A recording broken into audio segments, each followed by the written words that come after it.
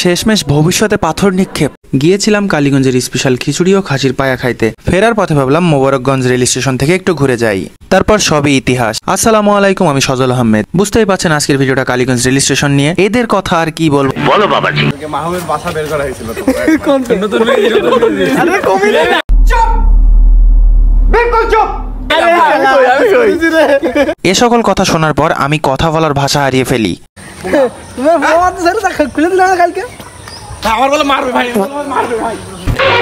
আমি বিশ্বাস করি না।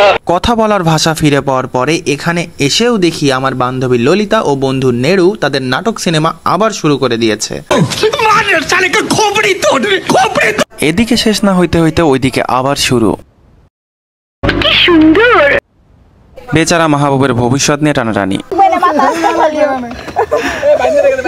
কি মানুষ রে বাবা।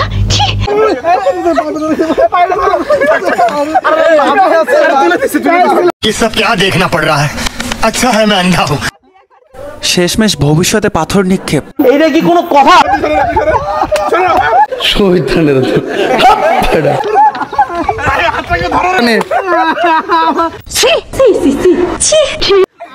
মাহবুবের নির্যাতন শেষে ললিতার কথাই আবার ঘুষাঘুষি ট্রেন্ডিং ভিডিও করা।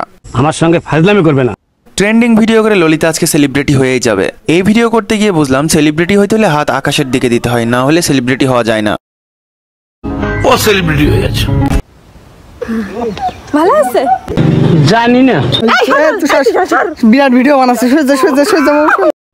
আচ্ছা, এদের যা অবস্থা, তাতে ট্রেন থাকলে ট্রেন ছড়িয়ে দিয়ে এরা ভিডিও করতো। দেখে মনে হচ্ছে কালো রঙের কুরবানির গরু ছুটে গেছে আর গরুর মালিক দড়ি ধরে পেছন পেছন দৌড়াচ্ছে। দড়ি ধরে টানাটানির পর আমরা আসলাম কালিয়ার কাছে, আর এই ভিডিওর নাম ছিল কালিয়া কেন মিঙ্গেল, আমরা কেন সিঙ্গেল। আহারে, এদের দেখে আমারই অনেক কষ্ট হচ্ছে। আর সব থেকে বেশি কষ্ট হচ্ছে ককরোচ গ্যাংস্টারের সদস্যরে দেখে। ইস বেচারা। এবার একটু ভাব নিয়ে দৌড় প্রতিযোগিতা হলো। এরকম দৌড় প্রতিযোগিতা আগে হয়তো কেউ দেখেননি। দৌড় প্রতিযোগিতা শেষ করে সবাই মিলে একটু নাচানাচি করলাম। তবে যাই বলি না কেন, আলভির নাচের সাথে কিন্তু পাখি অনেক সুন্দর তাল মিলিয়ে ডেকেছে। বেচারা পাখি।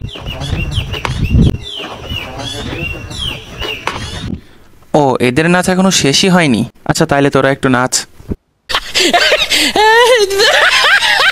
সবাই মিলে তাহিরি ডান্স দেওয়ার পর এবার আসলো আমাদের বিদায়ের পালা। বিদায় বেলায় তারা যে সকল নীতিবাক্য দিল তা আমার পক্ষে বলা সম্ভব না, আপনারা নিজেরাই শুনুন। সবাই ভালো থাকবেন, সুস্থ থাকবেন। আসসালামু আলাইকুম।